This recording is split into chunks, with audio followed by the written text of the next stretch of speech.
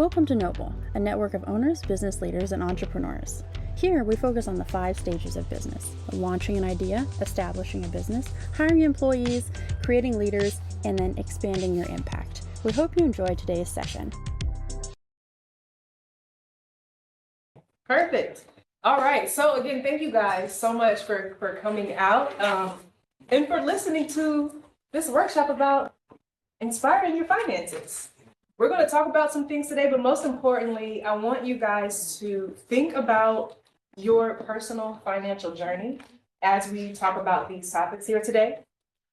And also just reflect on the changes that you desire and will make for the rest of the year.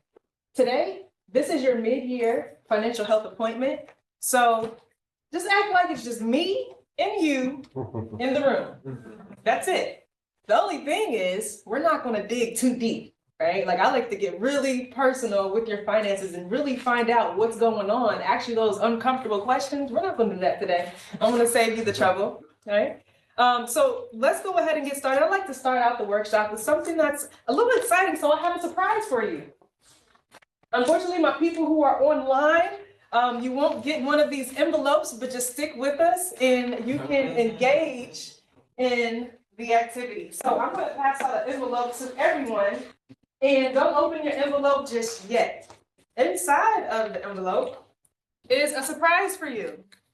And the surprise is a situation.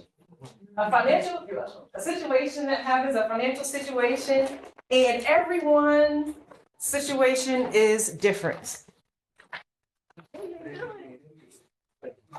Okay. And so I want you to, can't leave Susie out. All right, so I want you guys to go ahead and wait. Go ahead and wait. All right, so this is a timed exercise. That's why I said, wait a second. This is a timed exercise. So what you're going to do is, once I say go, you're going to go ahead and open up the envelope. Once you open up this envelope, I'm only going to give you about 15 to 20 seconds to make a decision. Now, inside the envelope, there's a little piece of paper with the situation written on there. Every situation is different. And you're going to be forced to make a financial decision based upon your situation in your envelope. And so you're going to have 15 seconds to make a decision with that. And it's going to be a financial situation. So you may have received an extra amount of money, a surplus of money, or you may have a bill to pay. But what you're going to do is make a decision as far as what you're going to do as far as your particular situation. If you were to purchase something or whatever the case may be, I want you to list at least 3 things. So list at least 3 things, okay? Again, you got 15 seconds. Make these financial choices quick. All right, on your mark, set, go. Don't do that to me.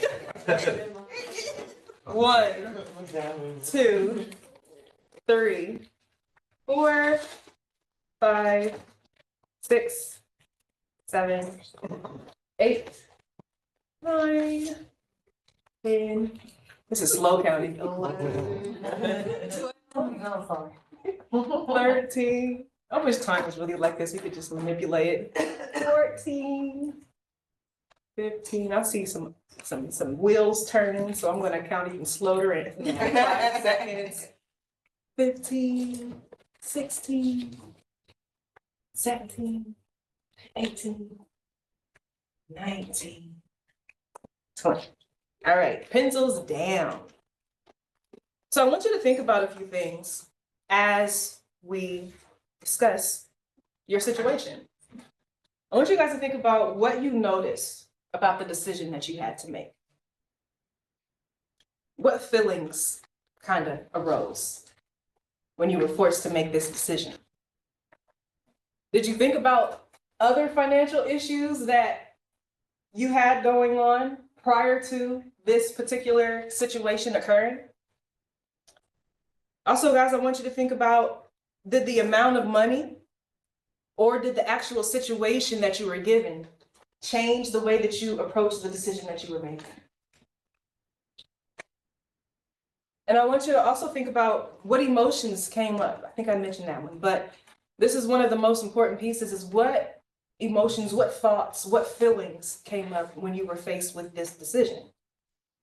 Now, the reason why I wanted you guys to do this worksheet, or excuse me, to do this exercise is because it helps us to understand the importance of our financial decisions.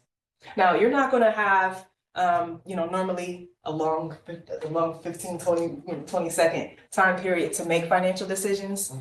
However, those emotions that are invoked in that particular process, the thoughts that you have, right? You may have one particular situation in front of you that's inside of the envelope, but yet there are 10 other situations in the back of your mind that you have to take care of. This is showing you how to be aware of your mindset, how to be aware of the thoughts that you have when a random situation occurs, right? And it also teaches you how to build your resilience so that you can make confident decisions along the way.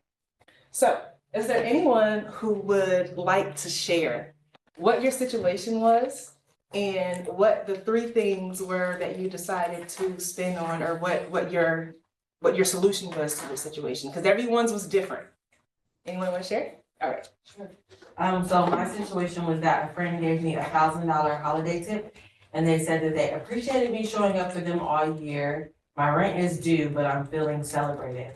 So I had some questions. I don't know how much the rent is, but number one, I said tithe, then do like a 10% also for me for like a guilt-free pick-me-up, whether it's like my favorite meal, whatever it is, and then pay the whatever's left with the rent.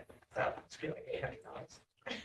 I like that, me personally, right? She took care of one, her tithing, gift giving back to a charity, making sure that take care of others, right? But she also made sure that she wanted to make sure that she celebrated the money that she received, but also taking care of the rent that was due, right? We had to take care of that. Now I know that you didn't have the amount, right? But sometimes the amounts don't matter. Right? You can have a $10 problem and a $10,000 problem, and it'll still feel the same if you don't know what decision to make. Is there anybody else who would like to share? Yes. Okay. My situation was I was received $250 for a volunteer service, and now it feels like a burden. That's what I'm saying. So first thing is $250, not a whole lot. Marketing. I just take some AI courses online and then grow the business I have. Second, tithe. Can you second? And then the third is network and boundaries. I don't know whether that would be for me or because I feel like it's a burden, so something else is going on with this project. But also the volunteer situation allowed me to network with whatever that would have been. I like that. One of the things that stuck out to me most was the fact that you chose to invest. And a lot of the times we think of investing as just financial, but it's not. Investing, as today, we're investing our time, right? You're investing your attention and your focus. You invested some gas money to get here, right? And so we have to make sure that our finances aren't just dollars and cents, right? But it's the person that we are, the awareness that we have when it comes to our financial situations. So, all right, we're going to move on and keep the workshop going.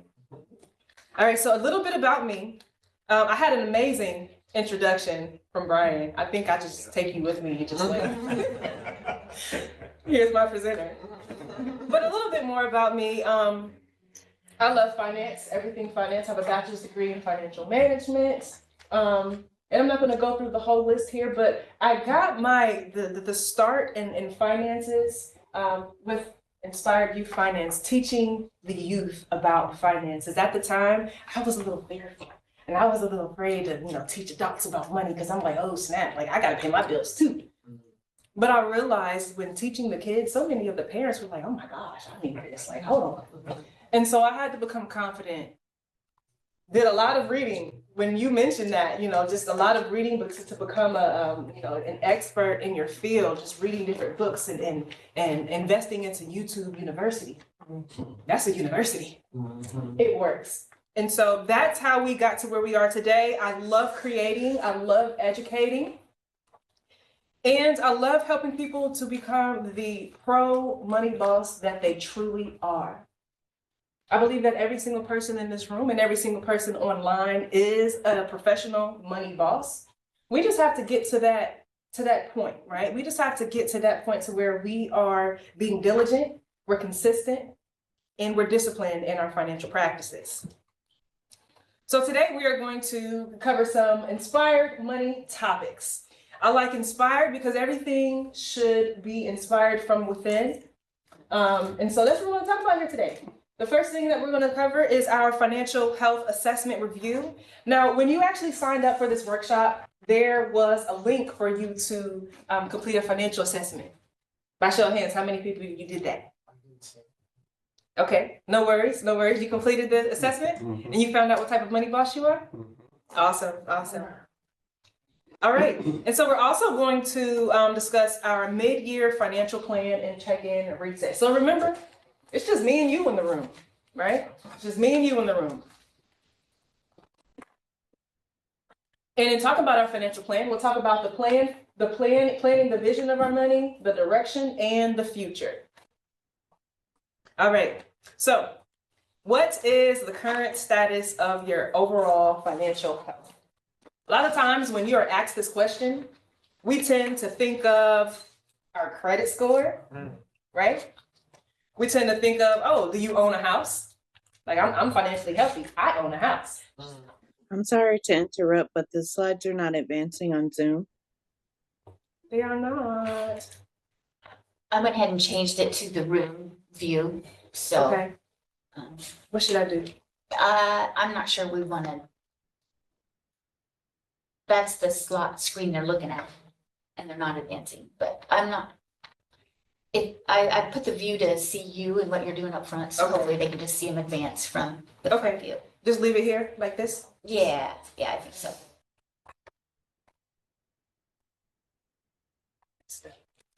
Just a second, guys, sorry.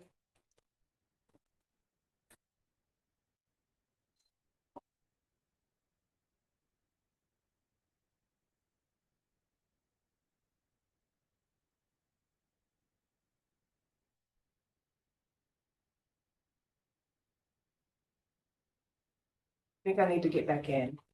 You can stop sharing. Yeah, I did not need to do that. And that, where we were sharing slides, maybe we just won't worry about that part. Okay, They can see your slides in the front of the room. okay. I can help join if you want to, but, No audio. okay.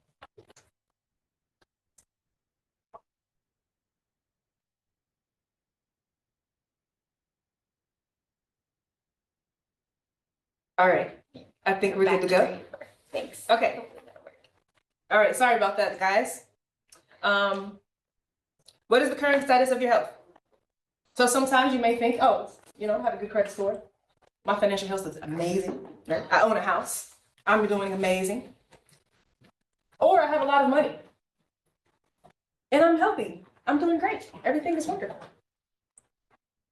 Or you could say, oh, he's a doctor, or she's a doctor, or they're a lawyer. So their financial health status is great. They're doing wonderful. But that's not the case. These things do not determine the true health of your finances. I feel like I'm standing right here. You guys, if I'm standing in your way and you need me to move out, like just let me know. You can do a little something like that. Just let me know, because I definitely want to make sure that everyone can see. But these things don't determine your true financial health. What determines your financial health is how you manage all of your financial dealings and how you approach your financial situations. That is what determines your true financial health. So I want to encourage each of you that if you have not taken the financial health assessment, to please make sure that you do so. It is a 20-question assessment. Take your time to walk through that. It may take about 5 to 15 minutes. but it'll really help you to understand what you should be doing in your finances.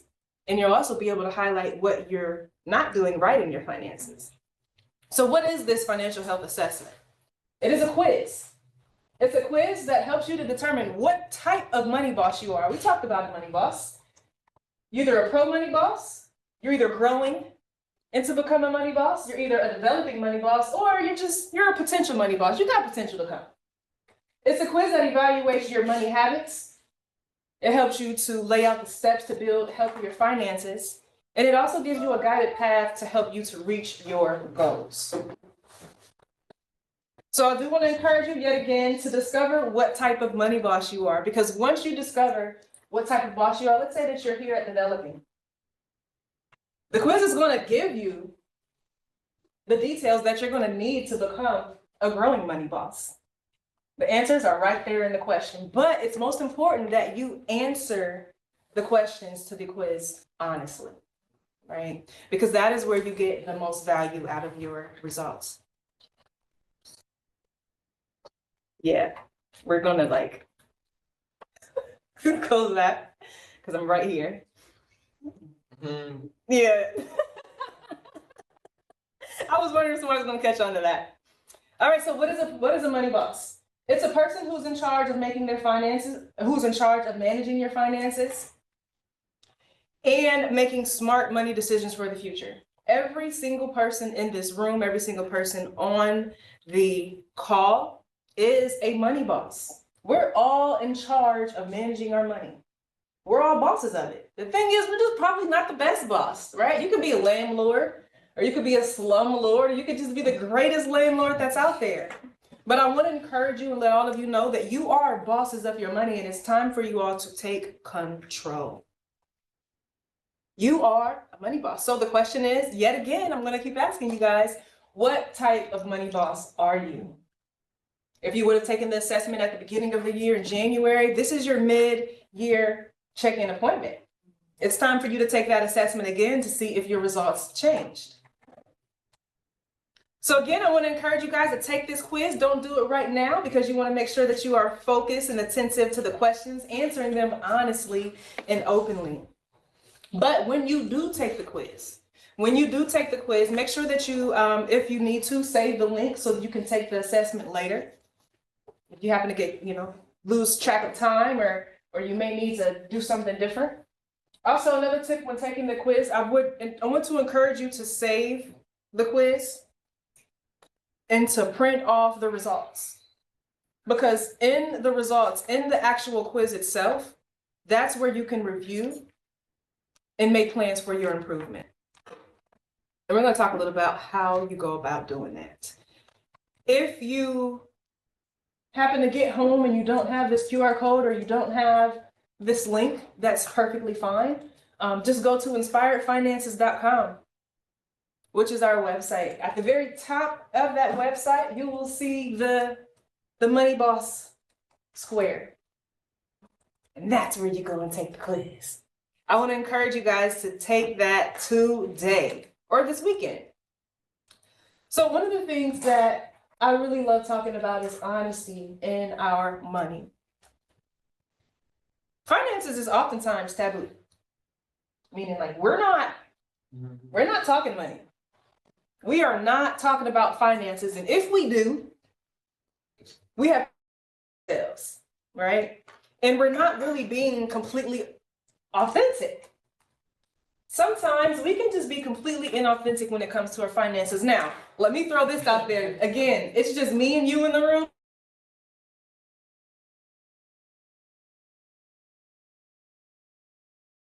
Right? It's okay to, you don't have to tell your friends, your family, your associates, you're out networking. They don't need to know the truth about your money. They don't need to know that, right?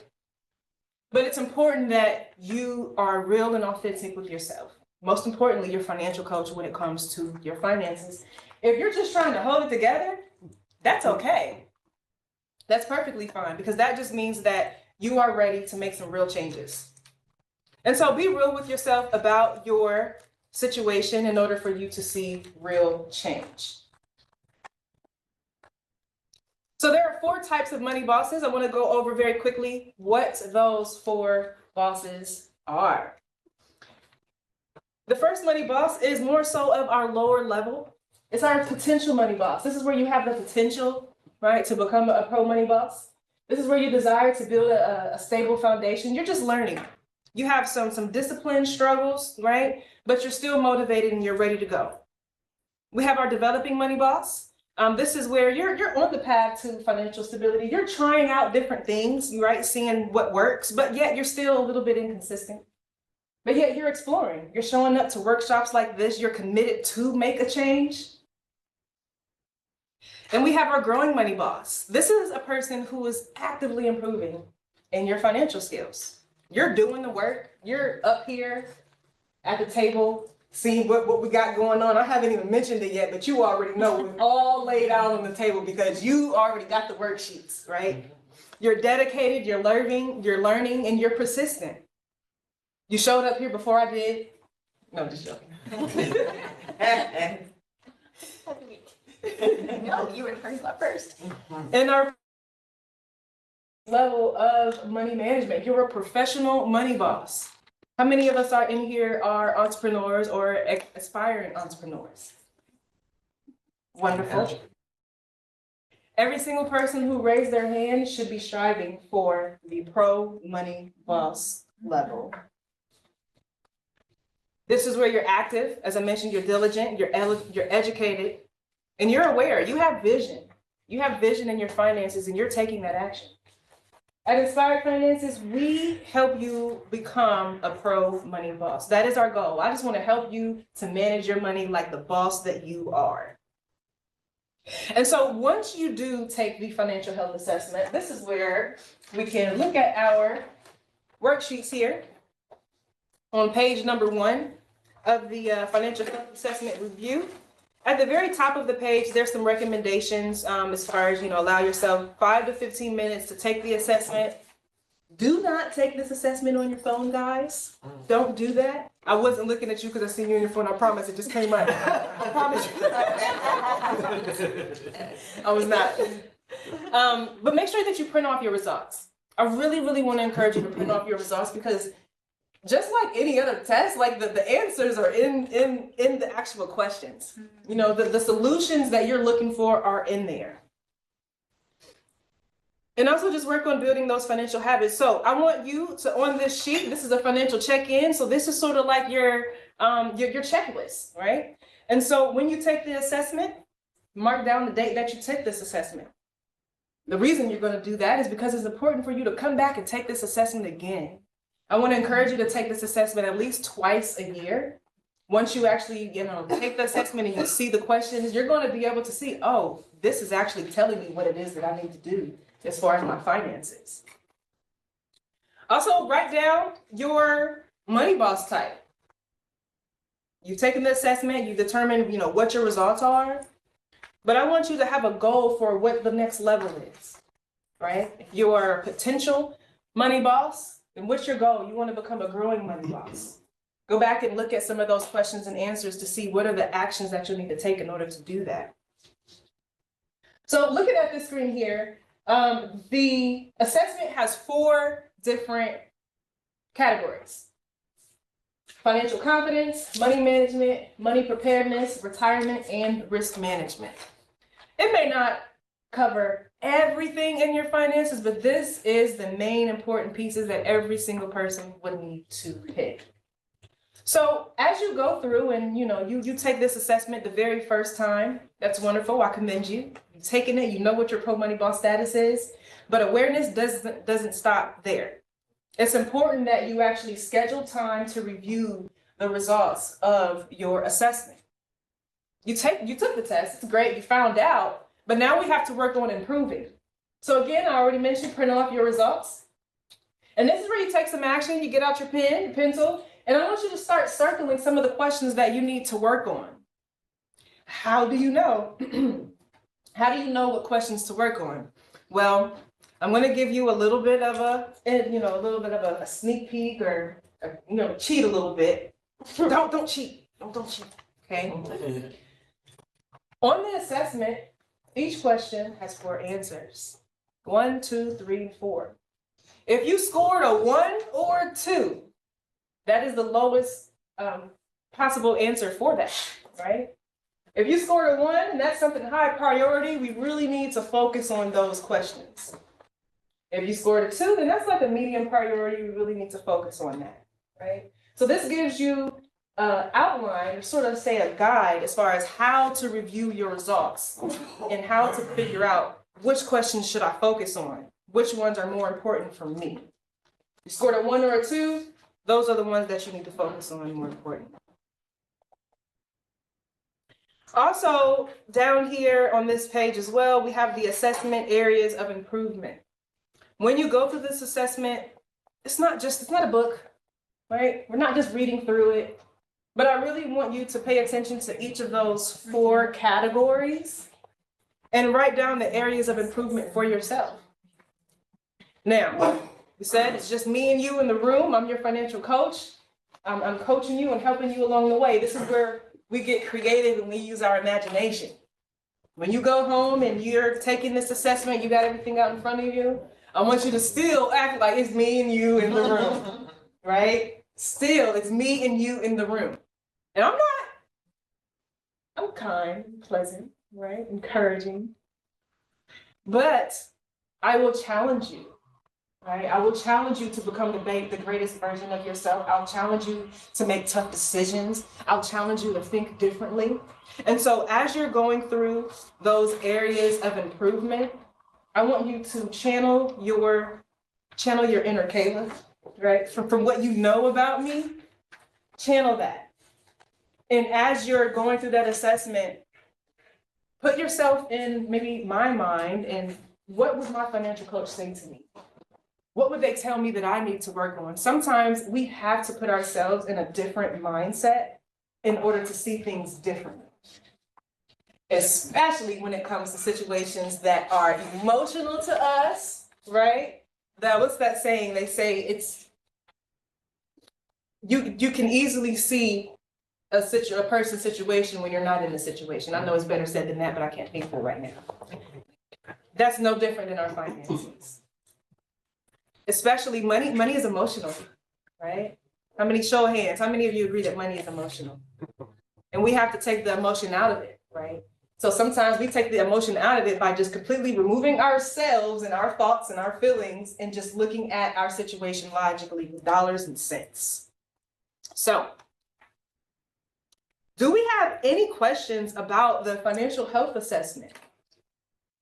Sure. Yeah. I think it's, like you said, sometimes it's hard to look at your financial situation, especially when you come up with your own answers and they don't seem to equate to a forward, Yes. it's just like, you're just almost like sitting there drowning because you just don't see a way out because the math doesn't match. Yes. But all the financial obligations continue to pile up. Absolutely. And you're just completely just overwhelmed. As you were explaining it, I was just picturing, imagine you're here and, this is your financial situation. And here I am as a coach. You can't see that. You can't see the hallway out. Sometimes it's difficult because your focus is on everything that's here in front of you. And so my job is to help you to stick your head up, literally head up, positivity, encouragement, prayer, belief in God and faith, right? Just gently break, there is a way out, right? We have to make sure that sometimes we don't keep our head down, focus on our mess, that we see the way out. And so, this is our financial plan check-in. I want to give you that way out. Not only do you have the financial health assessment to help you to gauge where you are, right? But once you find out where you are, you can take action from the assessment. But I want to give you a step-by-step plan on how to get back on track or how to just reset. This is how we go about doing that. What we have here is the Inspiring Healthy Finances Checklist. I love healthy finances. Like it's healthy, right? It's good. What does this mean? What is this checklist? This checklist is basically kind of like a compass, right? Sort of like a guide, sort of like a you are here and you want to get here, right? That's what this checklist is created to do, is to help you to get from point A to point B in your finances. It's a practical checklist to help you to get on track, but most importantly, to stay on track. So this isn't something that you just use one time. The financial health assessment is not something that you just use one time. I love to make the comparison of financial management with fitness, because you're not going to go to the gym once a month and be like, oh, I'm good, right? You're not going to go to the gym, once every other month, or maybe even once a week. That's not enough, right? We have to be active. There has to be maintenance. And so we have to have that same mentality when it comes to our finances. We use our money every day. We need to be reviewing it and checking it every day. And so this is a checklist that you should use at least twice per year to plan, track, and review your financial progress.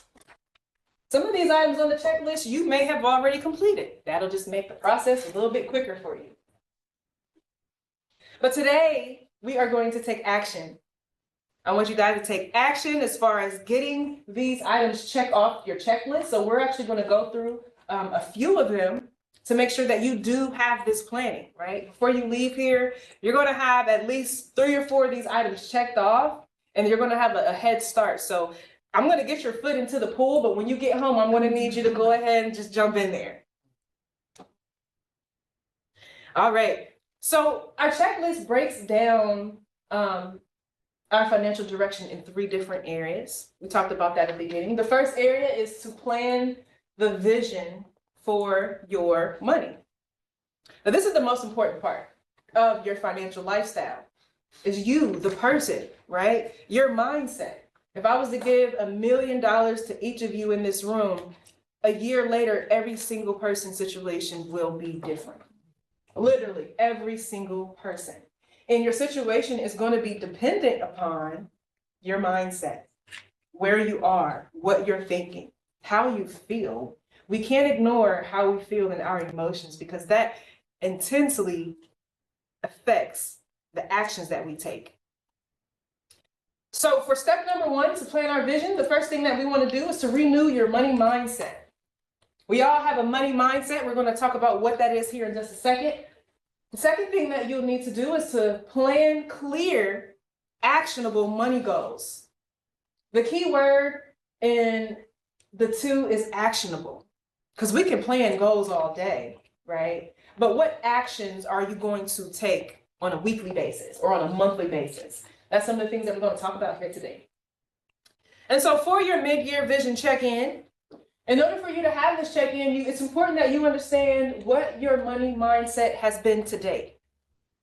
So let's just act as though we took the assessment in January. We took our checklist in January. From January to May, what has your money mindset been? There's been situations that come up, right? Different financial situations. How has it changed your mindset? And it's also important for you to know that how has your mindset affected your financial decisions. If there is anything personal that you've been dealing with in your life, how has it affected your finances? For me, it's been an interesting year. It's been an interesting year. Sometimes we deal with, deaths in our families or changes in our jobs, changes in our home location. Different things happen, right? But what never stops is the mail. And what I mean by that is the bills that's going to come through the mail. They don't stop. Your address may change, but that does not stop. And so it's important that we have to keep our mindset in alignment with where it is that we're going and what it is that we want. So in order for us to plan our vision for our money, we have to know what a money mindset is. I have this little reminder over here because this is how often you should be checking in with your money mindset. If not weekly, it should be daily. One of my favorite scriptures is in Romans, renewing your mind. I absolutely love it. Every single day we have to renew ourselves. Every single day. Because the world, it's not helping us, right? Social media wants us to buy stuff. They want us to feel as we're scrolling, we experience so many different emotions.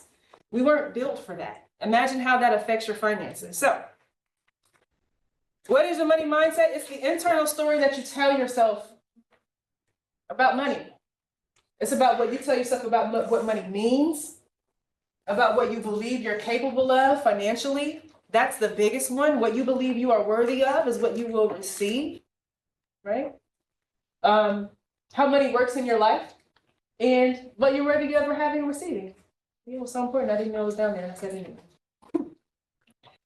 And how is the money mindset formed? This is important because we need to know what is affecting us. Even as adults, we are still being impacted by our environments. This is an environment that we're being affected by positively, I would hope.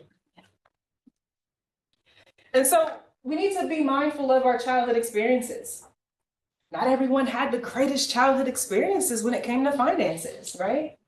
We got to think about our family beliefs, our cultural norms that we have about money, right? Rich people are greedy, or we're poor. We don't do that. We don't buy those things. We don't invest in that. We have to change the mindset. Personal experiences and trauma, right? You may have been in a situation where you've had traumatic experiences with finances that were completely out of your control. You may be out of that situation 2 years from now. But it's important that we understand how the mindset that we currently have was formed so that we can renew it, so that we can get those old thoughts out. Advertisements, media, and social messages, that's a big one. Because this is the one where we're subconsciously being impacted in our mindsets and we don't even know it. And oh my gosh, commercials are everywhere. Like everywhere. I got a quick question. Of course. Is there an exercise that we can, or questions that we can ask ourselves to figure out where we are in terms of our mindset? Yeah, actually, there was a slide. I didn't include it in there, but I will be more than happy to go back to that because of the technical stuff. I'm not going to change anything right now, Okay. but it's something that I often teach, which is 3 steps to developing a new money mindset, right? And that first step, hopefully I don't mess that up because I'm just coming off the top of my head at this moment. But the first step is just to become aware. Become aware of where you currently stand in your finances. And I'll go to the slide because there's some prompts on there. The second step, there's a few different things, is to actually take action, to be confident, set those goals. I'm going to go to it because I don't want to go off the top of my head. I'm going to definitely reference to it. So remind me at the end if I forget. But there's a slide dedicated to that specifically. And if you want to send them to me, the slides afterwards, I'll send them out to everybody. Absolutely, for sure. So we want to be mindful. We want to be mindful and we want to be money mindful, right? I love that you asked that question because self-reflection questions, right? Journal prompts, journal questions, those things are perfect. Those things are perfect to help you to reconstruct your mind, to renew your mind. Like I said, it's me and you in the room, right? Kayla's asking you those questions. So you can look up those questions and I'm asking you those questions. Answer accordingly, guys. Thank you for that question. Alrighty. So here are some self-reflection questions for you to check in with your mindset midway through the year. So this is some questions that you could use. What beliefs about money have been leading my decisions this year? Your beliefs that you had, you may have had different decisions last year, right? With inflation, all right, our new president, the whole political situation, all of the things happening in the economy, right? Tariffs, all of that. These things may be totally different than they were last year. So it's important that we address it newly. So when I look at my spending, saving, or avoidance, what story is it telling me? All of our money tells a story. It tells a story. There's an exercise that I really love to do with my clients. It's called a 60-day review, right? And this is more so where we're reviewing your past transactions. So we look at 2 months of how you were performing, right? We treat this like it's a job. How were you performing for the past 2 months in your finances? And then we look at that and then we gauge and set a budget for that. Okay, this is how we're performing. This is what we need to do. How can we create a plan to get there, right? And so it's important that we understand, what is that story? Is that story that I've just been having a time of my life just spending and, right? Or is that just that I've been, avoiding bills and they're late? What's that story? You can look at your bank account and tell what that story is. Also, what's one money habit that I want to leave behind in the first half of this year? So after May is over, there's one thing that you're just not going to do no more. It's done, it's over. It's a wrap. RIP. What's one money mindset that I want to strengthen moving forward? This is very important because life tends to grab at our attention in so many different ways. As adults, so many different ways. We have to keep something at the forefront of our mind that reminds us. And that's what that one thing, that one mindset will help you to do. And so on our worksheet here, for our planning the vision for our money, there's some self-reflection questions at the top. Again, make sure that you answer those questions on your own. We're not going to ignore the plan, clear, actionable money goals. That's something that we definitely still need to do. It's just that we have to attack that mindset first. As entrepreneurs, we can't have weak minds, right? We have to have power. We have to have that faith. All right. So our next step here is our step 2 and step 3, which is where we plan the direction of our money. For our mid-year check-in, this is something that I feel as though we should be looking at on a monthly basis. Now, this is just a guide, right? It's just a rule of thumb. The cadence in which you review each of these items depends upon your own situation, right? Just a rule of thumb. And so for our mid-year money direction check-in, now we're checking in with our money direction. We got to be honest when answering these questions. Have you practiced budgeting and tracking your spending? Yes, no? To what extent have you actually been doing this, right? Where was the majority of your discretionary money spent? If it wasn't going towards extra savings, if it wasn't going towards paying off your debt a little bit quicker, right? If it wasn't going towards tithing or another charity, where was it going? We have to no, tell me where. No, where? I want to know, where was it going? I want you to take that approach with yourself. Where have I been spent? Is it Amazon? Because me and Amazon, we may need to have a talk. We may need to delete the app. Nope. Maybe we can download the app just for a day. No. I mean, that's okay. I didn't even say that. You gotta know yourself. If you feel like you can't delete the app, that's okay. You hide the app. You can hide it, right? Or give yourself an Amazon day out of the month, right? I love just creating different things and just making things work for people, because a lot of times we think that when we have a budget, we can't enjoy the things that we want to enjoy. But I want to tell you that you can. If you and Amazon are lovers, that is okay, right? If you need to get a $50 Amazon gift card from Kroger's to make sure that you take care of your Amazon Needs. satisfaction and your Amazon needs for that month, do that. It gives you an opportunity to do exactly what you said in your example, right? It's to celebrate with what it is that you have to enjoy. You worked for your money, you earned it, right? You should enjoy it to some extent. And so, has your debt increased or decreased? Again, this is our mid-year money direction check-in. Has it increased or decreased? Do you have a debt management plan?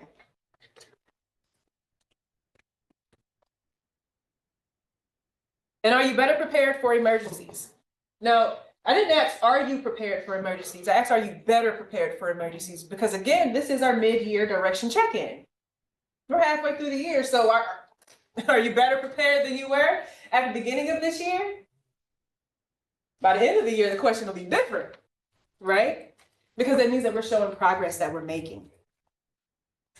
So, step number 2 and number 3, set a money date or a money date night. What exactly is a money date? This was something that transformed my financial life years ago. I'll never forget the day I tell this story all the time. I was just sitting in my bed, just graduated with my master's degree. And I was just so focused on finance. I knew everything was going to be great. I'm going to get this job. And I'm checking my credit score. And my heart just like sank. Now, at this time, I wasn't, Inspired Finances at the time, but everyone knew me to be the financial person. Like, I was just always my thing. And I just felt like, me? Like, this isn't right. Like, this is just off. Like, hold on. It's like someone telling me I wasn't a woman. Like, wait, this isn't right. And so I decided to build a regular routine. And I had to make it something that was personal to me. I had to make it something that I would show up, right? That had some emotional meaning. So I was like, you know what? I need to start dating my money, right? The same way that you would give a person attention that you may be dating, let's do this with my finances. Because if it was a real person, there's no guarantee that they're going to be there, right? But there's a guarantee that I'm always going to have to run some type of financial transaction in my life. So our money date. This is a regularly scheduled date and time to review your finances.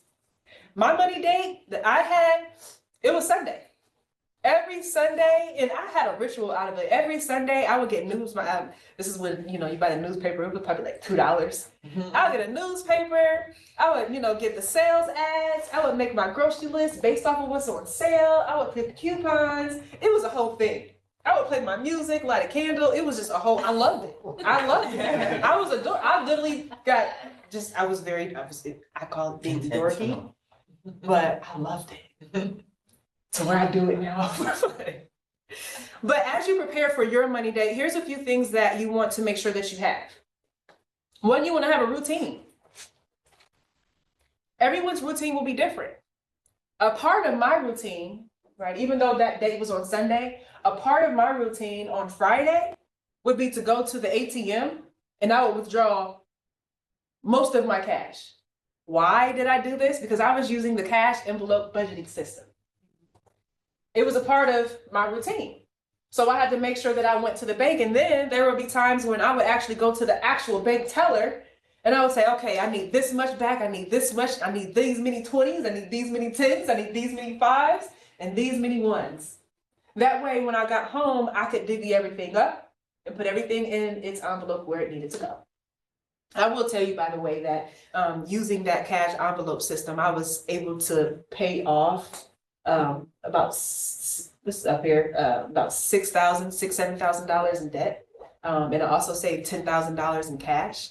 I was very, very disciplined, and I did so in less than 2 years. And that showed me that it could work.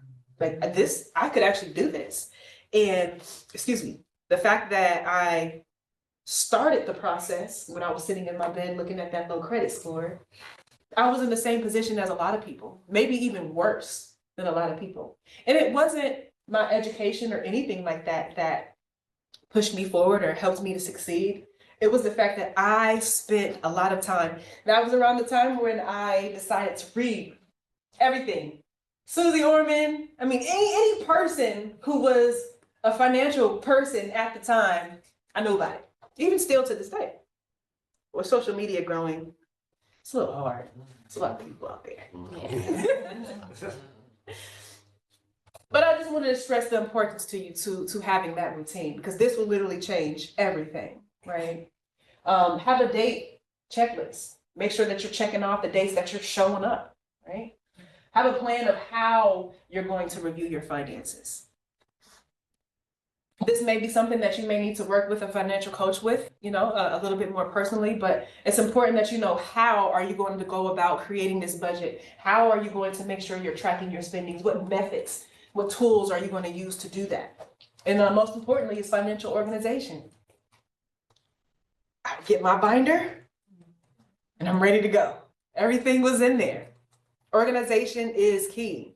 So when you're doing your actual money day, here are some actions for you to take. Make sure you track your spending. That is the biggest piece. You can create a budget, that's wonderful, right? You can go to the gym, perfect, right? But if you're not actually using the machines, right? If you're not actually tracking what you're spending, if you're not actually keeping track of your performance, what's the purpose? It's just like having goals and writing them up there like, yeah, I can't wait. That's really excited about that. But you're not moving towards it. Check your budget progress. Tracking your spending is a part of checking your budget progress. I want to encourage you to check this progress twice a month, right? So that way you'll know as you're getting towards the end of the month, I need to tighten up, or I could celebrate a little bit more, right? And again, financial organization, I mentioned it again there a second time intentionally, because this is something that you can actually do during your money day in order for you to get to the point to where you actually have a routine. So if you're not there yet, if you're not, I'm just, overwhelmed, I'm drowning, there's so much going on, let me just take this time that I've specified to just get organized. I'm not going to play with the dollars. I'm not going to look at the numbers. I just want to just get organized. So that's some actions that you can take.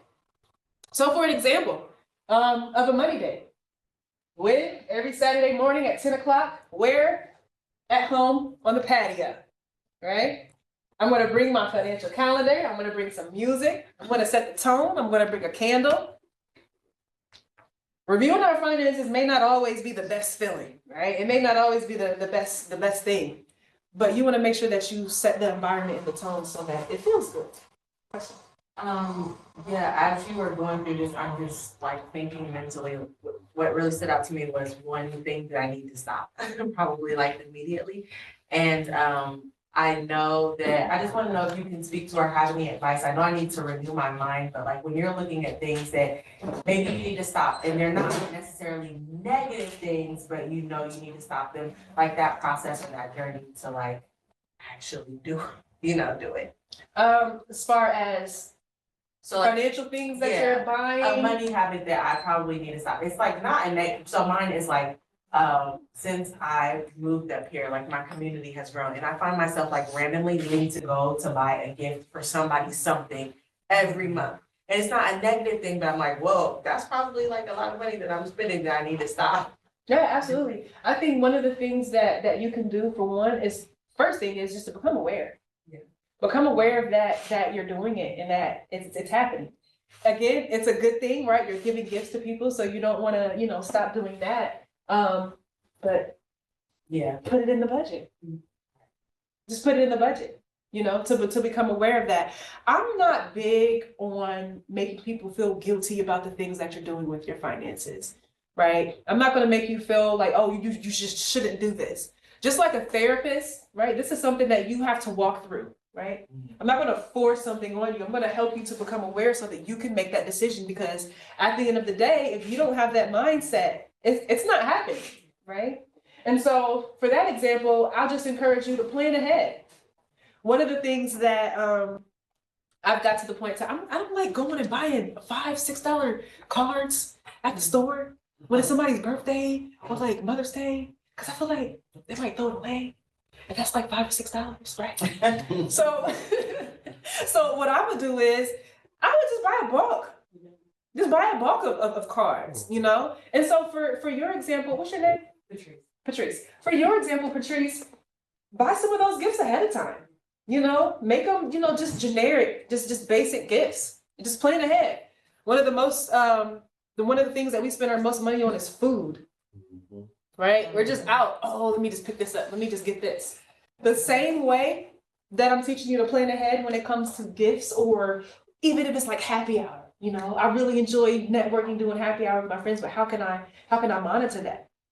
Plan ahead. Meal prep. Plan your meals ahead. Eat before you go. Have you guys ever went to somebody's house and you know the food was not gonna be good? And so you would eat right before you get there? Yeah, you see? So it's the same way, right? Nobody has to know. You know, the social, nobody has to know. Nobody has to know. Somebody has to, oh, I'm full. I'm gonna, no, don't, yeah. But I love the question. Thank you. I love to laugh too. You guys can tell. I got a lot of corny jokes, and I love them. I do. What's your one? It'll come out. That was one. It'll come out. It definitely will. All right. So looking at our worksheet, do we have any other questions about the money date and how you can make that work for you? I have a question. Yeah. So if you and your spouse have the same money, do you have the date together? Or do you do your own and they do their own and then you like? I would suggest that if you are working together with your finances, do it together. Yeah. Do it together. It's not only will it strengthen, your relationship with your partner, but it'll help you both to have that financial confidence together. When you can make financial plans together. So definitely I want to encourage you to do that. And if you have children, most importantly, teenage children, get them involved in the process. Really get them involved in the process. The days of, I don't want them knowing how much the bills are, or how much, that's out. That is gone. Our kids need to know, they need to see. They need to see. Get them involved in the budgeting process so they're already ahead of it. They already know. I had to tell my son a few times, okay, now we turn the heat on, and then the air, and then the heat back and forth. I need you to understand how these bills actually work. We gotta get our kids involved in the process. All right. So looking at our worksheet, plan the direction of our money. I want to make sure that we are taking action and we're leaving here with some of these check marks, with some of these items checked off. And so for step number 2 or number 3, I want each of you to determine right now, what is the day of the week that will be your money date? What is the day of the week that will be your money date?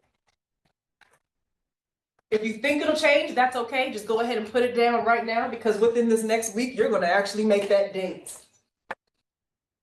Beside it, I want you to put a time if you can. Sometimes we know our schedule, sometimes we don't, but I want you to put a time if you can. The more specific that you are right now, the higher the probability is that you will actually stick to the plan that you're making. Next is I want you to write down how often you're going to do this money date. So for me, when I was explaining my cash envelope system that I used at that time, I was doing it every week, every Sunday. But I had a routine. The reason why I did it every week is because I was using a cash envelope system, so I was using cash, right? Another reason is because I would actually meal plan every week. I got tired of buying fruit and stuff that would go bad in the refrigerator. And so I just decided I'm only buying what we're eating, for the week. I'm only buying what's on sale. What I got a coupon. All right, so we have our money date. We know when we're doing it. We know how often we're doing it. And later on, when you and Kayla have your personal financial appointment together at home or wherever you are, the imaginary Kayla, right? I want you to fill in the rest of those details for your routine. All right, so moving on to our number 4, which is create a spending plan. In other words, a budget. You'll need to unlock your iPhone first. Sorry. Checking the time. I put spending plan intentionally. Because budget is so generic, right? I don't even like using it, but I have to because so you can know what I'm talking about, right? But it's important that we know that it's a spending plan. This is a plan for our spending. How many of you have heard of it referred to in that way? It's a spending plan. So every time because that's what we do these days, we tap, right? You want to keep track of that. So I want you to have a plan for your spending before the money is deposited into your account. That's what a pro money boss would do. Like a professional CEO, we already know where it's going. So you want to answer these questions for yourself. It's how will you budget? We got the whole budgeting situation down, but how will we go about doing it? Are we going to use our phone? Are we going to use an app? You know, they got the Rocket Money and they got the Mint and they got all of these different things out there. But it's good for you. Like, are you actually going to open up that app? Are you going to open up that app like you open up that Amazon app? That Excel sheet that I do monthly with all of my bills on it, so I can make a pie chart of my gains and losses and see what I'm spending more of, what I can kind of step away from, because I buy $12 coffees every day. But you know what? The fact that you are using an Excel sheet, you know, the fact that you are showing up, I want to commend you on that. I truly believe that we have to give ourselves grace. We have to, recognize when we are doing the right thing. Just like children, we gotta encourage ourselves. We're not people now that we're adults, right? We don't not need encouragement. So I love that you said that you're using Excel file. You can use Excel, or you can use just regular pen and paper. At the very front of the room here, we actually have some budgeting worksheets at the end of the workshop if you'd like to come up and get some of those. There's also a couple of downloads up here, a couple of free downloads if you'd like to download and get the actual budget workbook. I could do that. And you also want to know, what is your budgeting method? Before I mentioned, I was using the cash envelope method. It was so like awkward. I was using the cash envelope method. I love this method. But there's also the zero-based balance method. This is where you balance out your budget, or excuse me, should I say you plan out your budget until every dollar is accounted for, until you get down to zero. You know where every dollar is going. But guys, I know that sounds crazy, right? Like, I'm really going to spend every dollar where I said it was. It does not work out like that all the time. It doesn't. I do not want you to get discouraged if you decide to use that particular method, because it may not work out all the time, but it's the simple fact that you have a plan. It's the simple fact that you are referring to it. More than likely, you are going to refer to that plan simply because it's there. Simply because you want to accomplish your goals. Next, we have the 50%, 50, 30, 20 method, which is where 50% of your expenses go to your needs. 30% savings and like 20% debt. I can divvy that up. And then we also have a savings jar here. This is basically a budgeting method where you pay yourself first. Okay? So these are different budgeting methods that you can use, but it's important that you understand when you're creating your spending plan, what method you're using. Like, we're not just going into this just doing it. When you got your driver's license, you actually had to read the book, understand the rules, right? Follow those rules. It's the same thing with our finances. We're not just going to just go out on the street, do what we do, right? Let's get some organization. You had a question for me? When you said pay yourself, I really went overboard with that, so that there was nothing for everyone needed. I was like, okay, I must have that wrong. So I listened to a YouTube that switched it and made pay yourself last and pay your bills first. It worked out a little better. Yeah, and you know what? I like that. Jay, I'm laughing because I'm in agreement with you. I'm so glad you said that out loud. We all needed to hear that. We definitely did. And I love that because it works. Sometimes you can pay yourself first, right? But sometimes you got to pay yourself last. Now, let me explain in the situations where it can work, right? For both of those. Let's say, for example, you are building your emergency fund. In that situation where you don't have it, it's important for you to go ahead and pay yourself first. Now, when you pay yourself, the question is, what are you paying into, right? And so sometimes the pay yourself first method is more so tailored to making retirement, right? Making sure you're having that money go there first, or maybe making sure that you're building up this emergency fund first so that you're set. So it can work interchangeably, right? I don't want to take it completely off the table because there are, situations where people may need to, but when you're getting a paycheck from the paycheck, I get it. I definitely get it. But I'm happy that you noticed when it wasn't working for you anymore, right? And when you had to make that switch. And it's important that we do that in our finances. Sometimes we don't. We just keep going. The check comes and it goes out. It comes and it's just a cycle that we just continue to go. It's like, wait, what? And then we stop and we see what's going on. All righty. So going back to our worksheet, plan the direction of your money. I want you guys to determine how will you budget. So the question that you want to answer is the budgeting tool that you'll use. What is the budgeting tool that you'll use? How will you budget? Will you be using an Excel sheet? Will you be using pen and paper, worksheets, or will you be using an app? I use math. I've heard of that. Digital. Yep. As long as you're checking back in, that's all that matters. It's all that matters. Next is, what is your budgeting method? And so you want to determine what method will you be using. Will you be using the cash envelope method, right? Were you using just all cash? Will you be using a combination, right, of cash and card?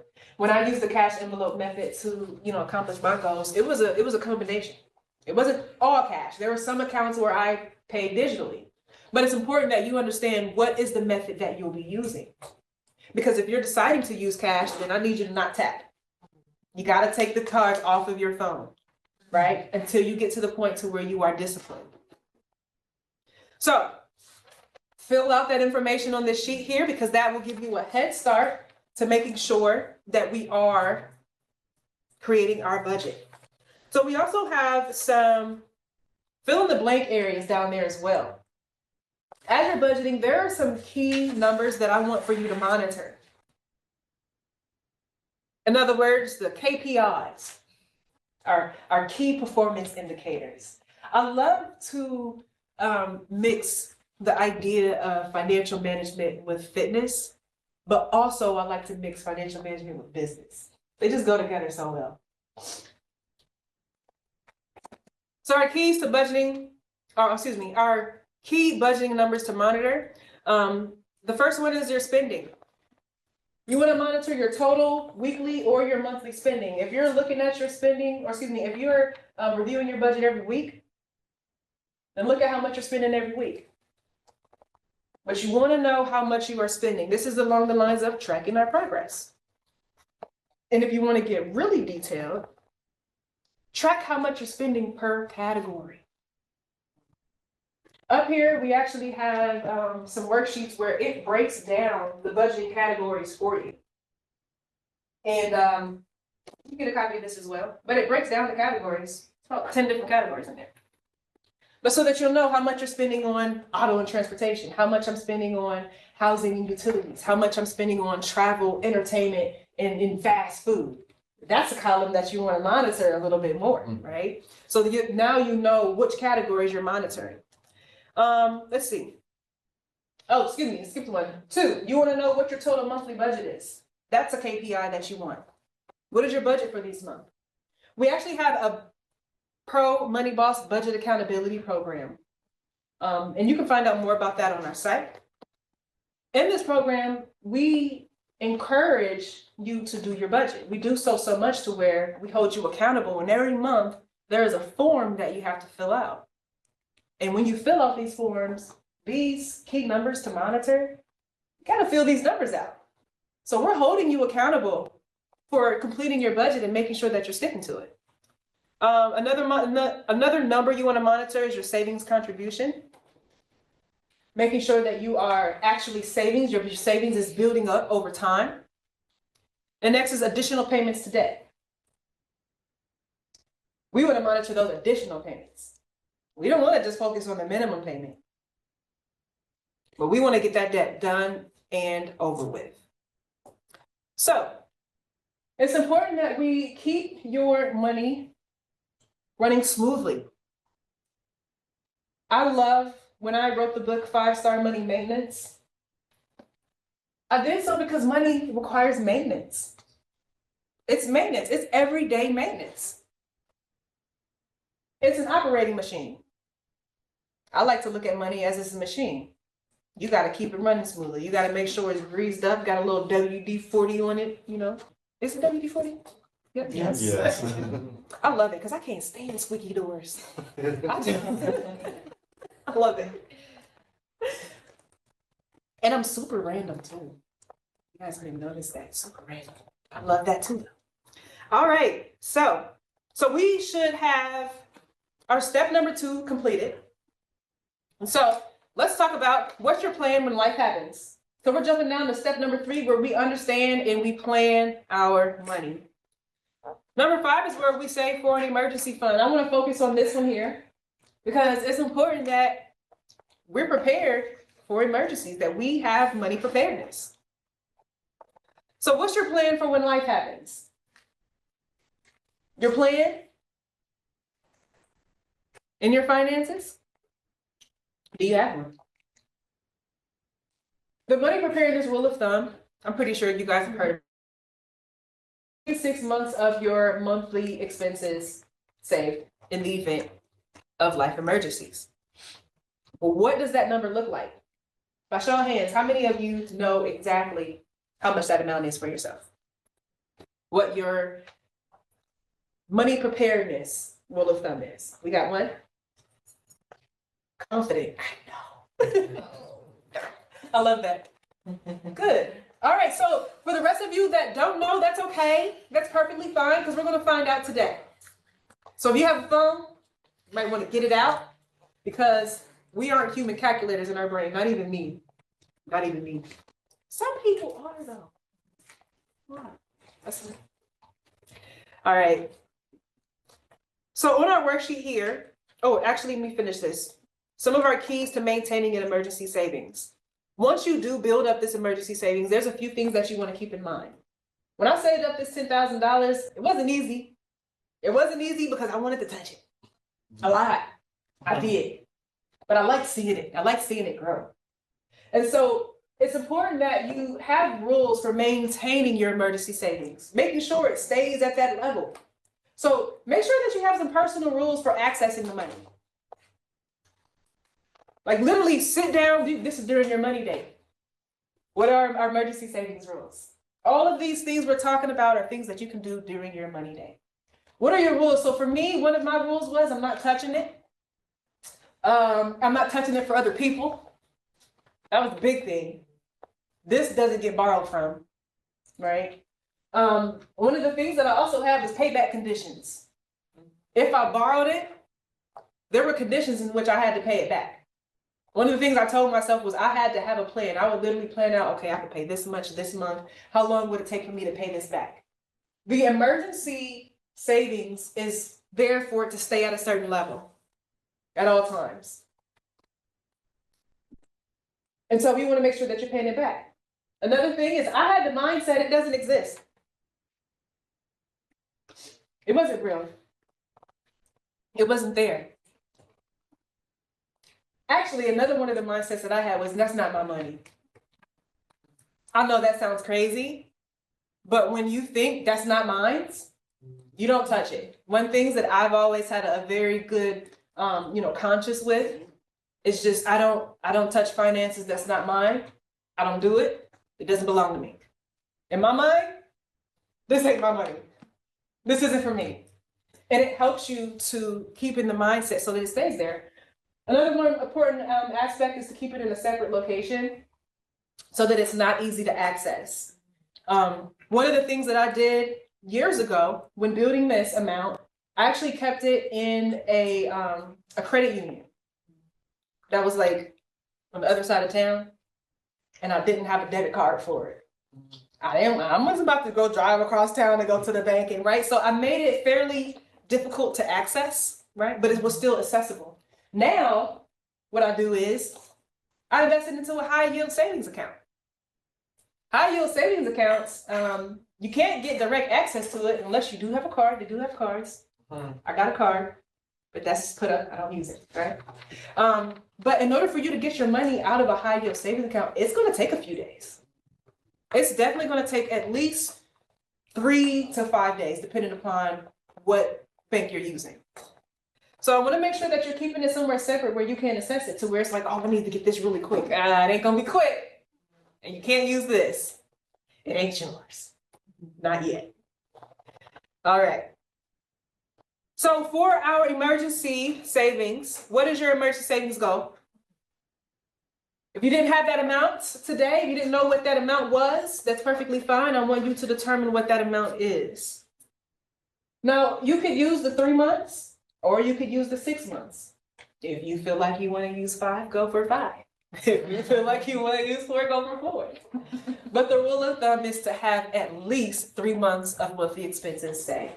So I want all of you to take a moment and to total, or you can guess because you may not have the exact amount at the top of your head, right?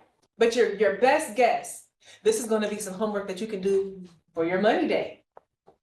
What is your total expenses for 1 month? If you already have a budget, you should know this. If you don't have a budget, this is the perfect time for you to get one. Because all planning comes from that. And I want you to take that amount and multiply it by 3. I like the 3-month rule because let's say, for example, you happen to lose a job or you may have a financial situation happen. It gives you 3 months to get back on track. It's 90 days. You can also look at this in that way. If anything was to happen, how long do I have to get myself together? It's not just finances, but this is a way for us to deal with life, right?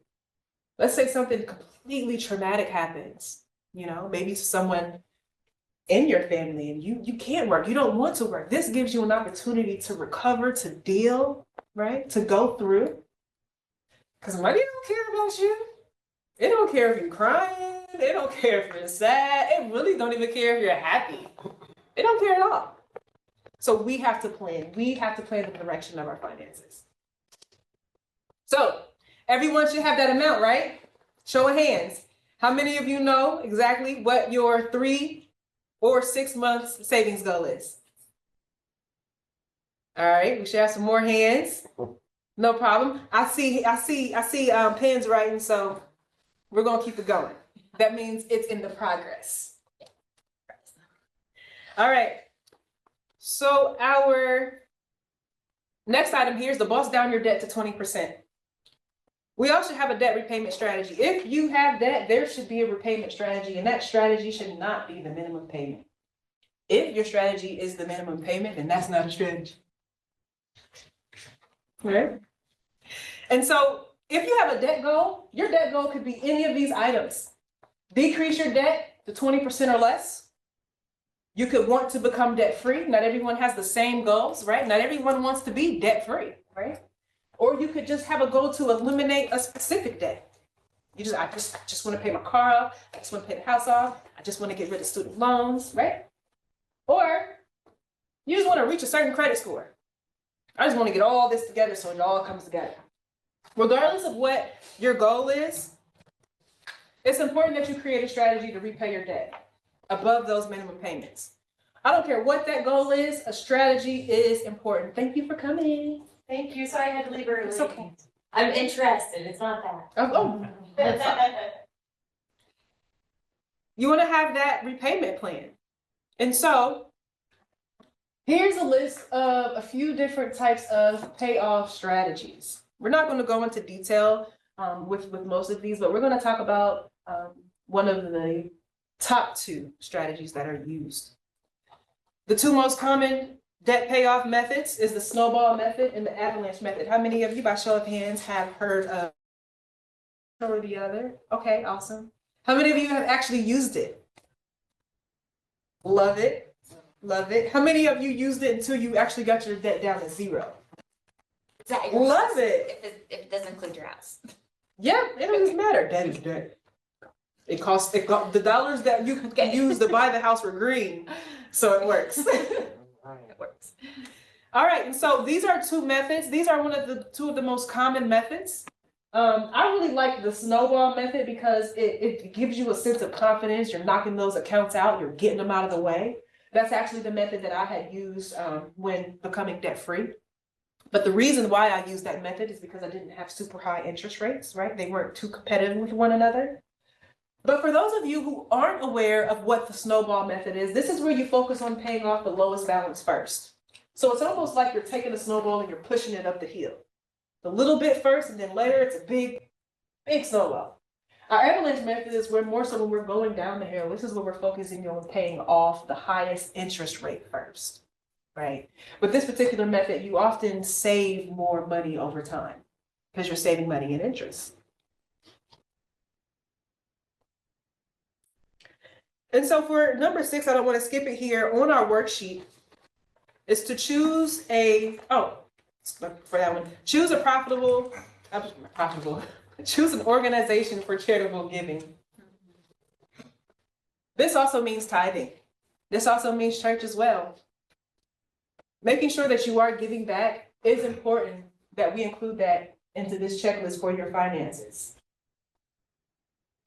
Because we got to make sure that we're giving that 10% back to the church, back to God.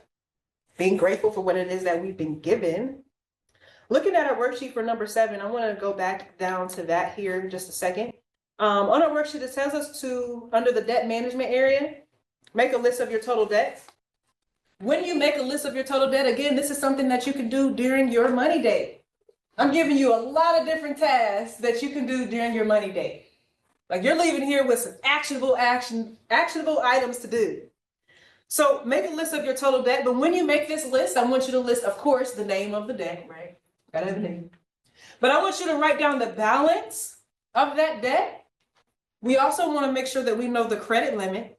That's important for us to know too. Got to know we're getting close to that credit limit, because in order for us to keep our credit score in a decent standing, we want to be under 30%. And you also want to make sure that you have your interest rate as well, because in order to have rate, if you decide to use that avalanche method, that's what you're going to base it upon. Okay. And so on this worksheet, I want you to write down your total debt to date. How many of you, by show of hands, know exactly what your total debt amount is? Within about $100. I love it, love it, love it, love it. And so if you wanted to get that down to 20%, I want you guys to just, some of you, everybody mentioned that they had debt, right? You were aware of it. How many of you, by show of hands, has a goal to become debt free? Okay, love it. And how many of you are actually utilizing a debt repayment plan right now? Meaning that you actually have a strategy to pay off your debt. Okay. You guys are ahead of the game. So I want you, even though you have a strategy, you know what it is that you're doing, I want you to write down your total debt amount and multiply that by 20%.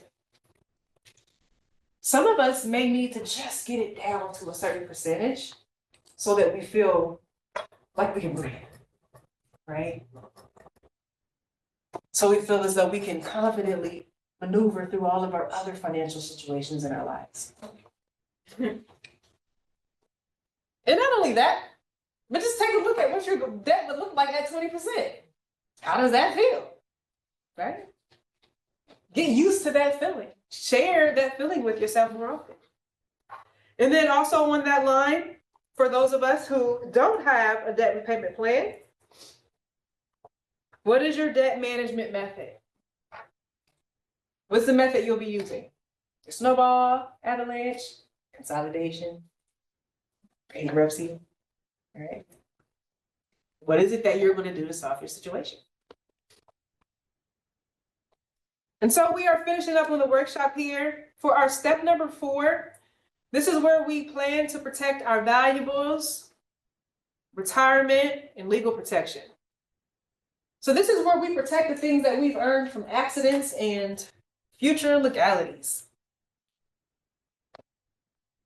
To go through these items on your checklist, I want to I want to suggest that you refer to an insurance checklist for all of your assets. A lot of us know what insurance we need, right? But it doesn't hurt to look at an overall comprehensive list to make sure that we are properly covered. One of the most important things that we want to make sure that we have, if we own a home or if we have a family, right, is life insurance. We want to protect our life. We want to protect the financial loss that our families will experience in the event that we return home. Not the home with the physical address, guys. See, corny, you were asking for one. There it was. And I missed it. See, that's how corny it was. All right, but also retirement.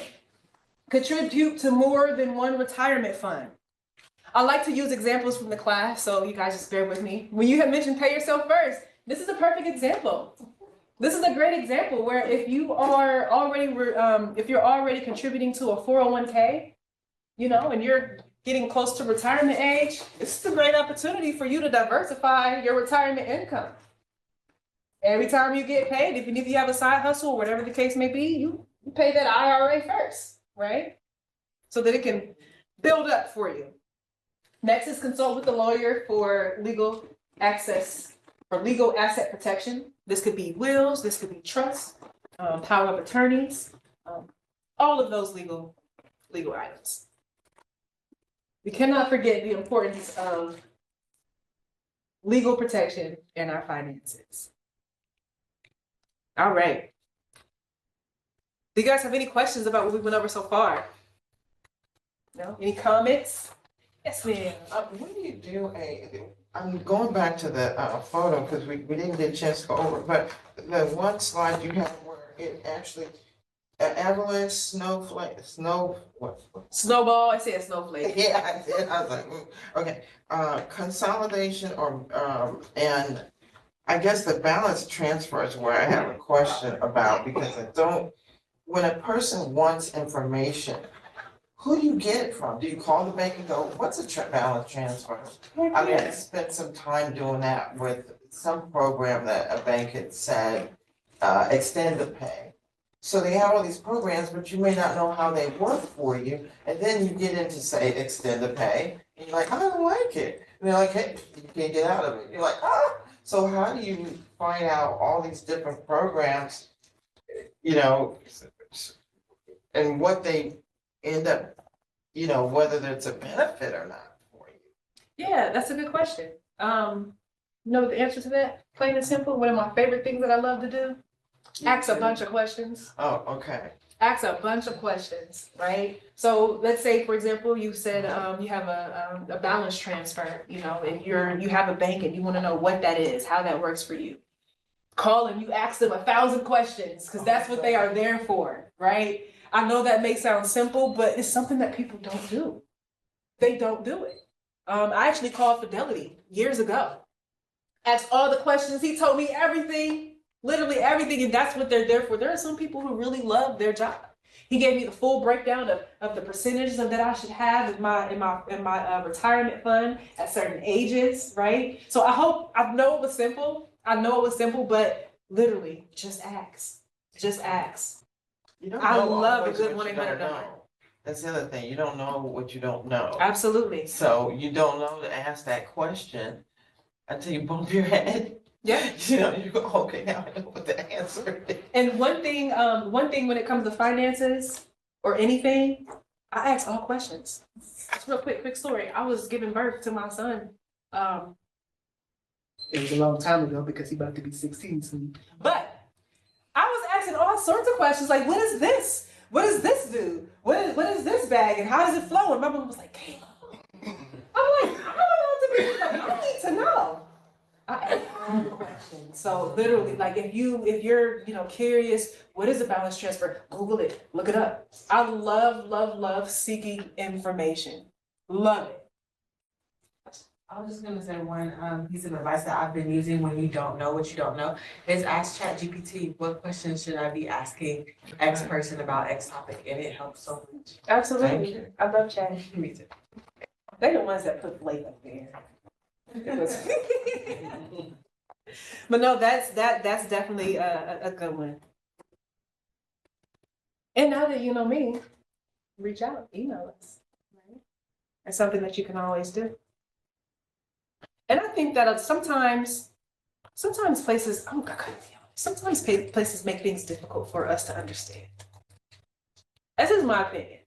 I think so, because sometimes they're not as difficult to understand, but it's look that way. I gotta be honest. All right.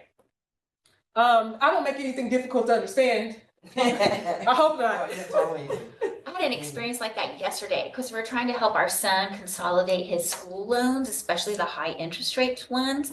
And we called 4 different entities about different products. And when I learned what this product offered, then I learned more and I could go back and ask this one questions that they didn't tell me that I didn't know to ask. Yeah. And it was really helpful to ask a lot of questions, not just in one place, but in several places. Yeah.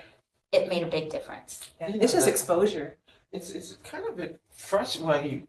It's kind of frustrating, but when you make a phone call and they give you these answers, if you write it down right away. So, for example, I was getting a late fee of $75 on a weekly payment credit card, and I was like, "What?" So I asked, "Well, is there credit? Can you waive it?" All of a sudden, "Oh, sure, brother," and next thing you knew, that thing was down to 0. I was like, if we sometimes we feel embarrassed about asking, or they get us off the phone right quick because there's a time limit. They're like, "Is there anything else? Is there anything else?" You're like, "Well," so that whole combination of, like you said, learning, not knowing, what do you ask, and then picking up the phone again, and especially when you're helping your kid, we really get the big chest. We wouldn't do it for. We would do it for what? I'm gonna ask for my kid, right? That's true. Absolutely. Absolutely. There's something I wanted to mention, but I love that though. You just gotta ask, and it's just exposure. Like once you find out one thing, you know what other questions to ask, but you never. Don't you let the people rush you off the phone. Don't you let them rush you off the phone, because that's what they're there for. You ask all of the questions, because that's how we learn and that's how we grow. I'll never forget, quick story, really quick, 12 or 13, when I realized the power that I truly had as a Black girl, it was tough growing up. But when I truly realized that all of the power that I had, that God gave it to me in my mind, in my spirit, it cannot be taken. It can't be taken away from me. There's nothing that you can beat me. You can do whatever it is that you do. You can't take it away from me. And when I learned that, I gained a new appreciation for just knowing things, for just asking questions.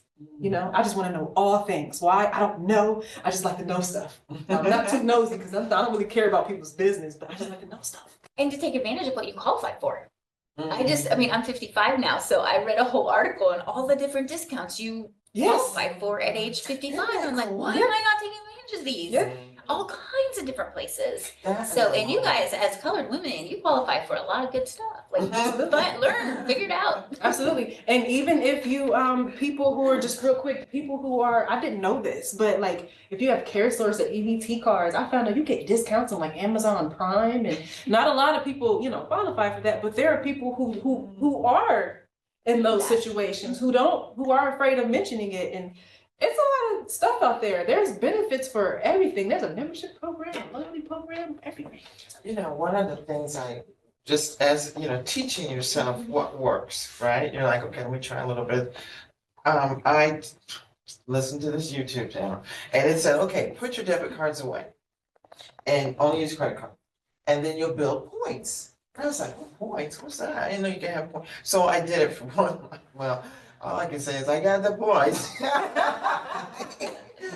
Yeah, but I mean, hopefully we build a way of knowing the system that works month by month. So yeah, lots of overnight points now for hotels because I did that method. But now I have to do the other method because, Paying it off. yes. Yep.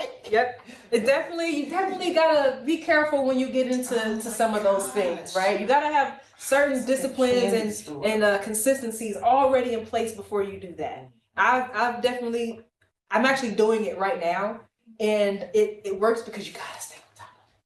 You have to. There's certain cards that have better rewards, and it's a mess.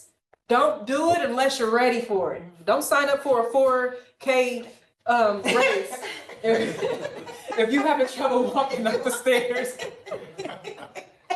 Why are you looking at me? Again. I was waiting to see if you were going to tell me if it was corny or not. How about that? All right, let's keep it moving. Guys, thank you so much for your input and your input as well. I really appreciate it. It makes it a good environment where everybody can relate. All right, so we're actually wrapping up here. So just to recap, regular money maintenance, it builds the money discipline that you've always desired. I'm pretty sure a lot of us want to be disciplined with our finances. Like, not only do we want to have more of it, of course, right? But we want to be disciplined with what it is that we have. And regular money maintenance is going to get you to that. But I want you guys to always plan the future, plan the vision, plan the direction and the future of your money at all times, right? We need to have a vision, because you can't go somewhere you can't see. It's impossible. Can I add to that? Of course. Like, more money doesn't solve your problems. It brings more Because problems. If you don't have the discipline and the organization to handle a little, you can't handle a lot. I mean, that's a biblical principle too. Absolutely. So, Yep. Very true. We have to be good stewards. What'd you say? I'd like to try that. Having more money doesn't solve problems. Yeah. You know what? Let me sign up for one of those. I'll take 2. that's what we tend to think, but you still Yeah. have to be organized and manage it. and Absolutely. disciplined, and yeah, even more so. It's like if we were to wake up and just be in our dream body, how long will that last? Until we look up, until we really Financial look up. health, you're right. Yes, I've never thought about that. Yeah. All right, next I'm gonna leave you guys with staying on track. A goal. Complete the Inspired Finances Checklist by May 30th. Yeah.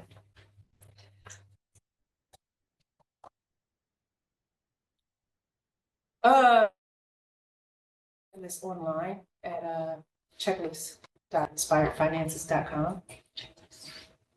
So I did provide you with a different version, but if you want to get the actual version of the checklist, and it's just like a half a sheet PDF, checklist.inspiredfinances.com.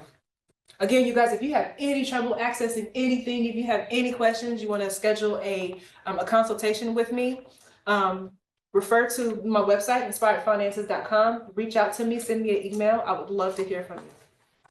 Maybe I can tell you some corny jokes. Okay, maybe not.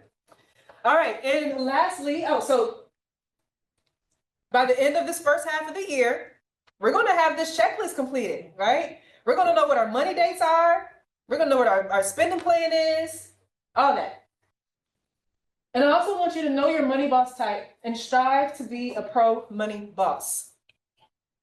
You got to know your money boss type so that you can become a better money boss. And the assessment is really helpful. You definitely want to check that out. So I want to encourage you all to finish the year strong, but I want you to start 2026 even stronger. Let's get into the mindset that 2026 starts now. Let's operate our finances 6 months in advance. If we begin to develop that thinking, the discipline, the consistency that we're looking for, it'll definitely come along. Just stay 6 months in advance.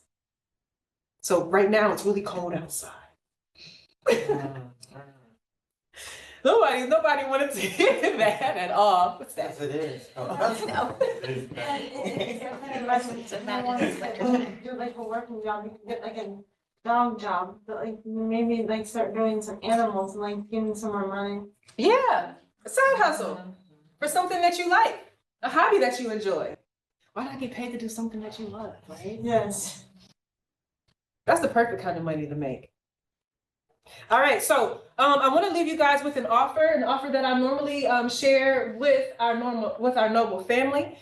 We have a financial snapshot evaluation. This is an evaluation where you and I work together and we evaluate your finances at a quick glance snapshot. We'll work together for a 90-minute session. During the session, we're going to work through. There's more things. Okay, pass two back for them. In your email too. Okay, perfect. You guys who are online, if you can look at the services document. Oh, no. You're welcome. That's my favorite game. I'm on level 354. All right, so I just wanted to pass that document out to you guys as I talk about this so that you can actually reference to what it is that I'm talking about. This financial snapshot evaluation is interesting because this service actually started out when I was selling insurance, and I just wanted people to understand budgeting. But it has grown to be so much more over time. Right now, what it is actually a 30-day process, right, to where you're working with me. So we'll have that 90-minute session to where we're working one-on-one. And we love a good Excel document for budgeting. And so it's actually an Excel workbook that I'll be sharing with you. We're going to walk through that together. And you're going to have 4 quarters of a financial snapshot. There's budgeting templates, a budget summary in there. But we're actually going to go through creating your first evaluation for you. So there's going to be 4 quarters of evaluation. We're going to go through one of those together. We're going to also have 1 month of follow-up accountability calls with me to make sure that you're sticking to the process, right? We don't meet that one time and just say, okay, do all these things. No, we're going to check back. I love accountability. We're going to make sure that you actually got them done, right? And that you're making that progress that you will need. And so this service is normally at $199, but I always like to make an offer just for the Noble family. So it'll just be $99 until May 31st. If you want to take advantage of this offer, make sure that you use the code or the link that's on the back of this actual worksheet. On the worksheet itself, if you're online, you can, click on the actual where it says click here to book this service. You can click there. The website that's on the very front of that page there for the financial snapshot evaluation, that website or that page basically just gives you a lot more information. It's just a web page of detailed information about the actual service itself. There's a couple of testimonials on there. So if you want more information, you can definitely check that out. But I want to make sure that we definitely, we share this opportunity with you. After meeting for this particular service, you will get the Excel workbook. And do I have any questions about that at all? All right. All right, so that wraps up our workshop for today. Do we have any questions, any concerns for my jokes or any comments? Anyone online? They can actually unmute and ask you live because you can see them. Let them know. Yeah, anyone online, feel free to come off mute and ask any questions, any comments, or anything that you want to share.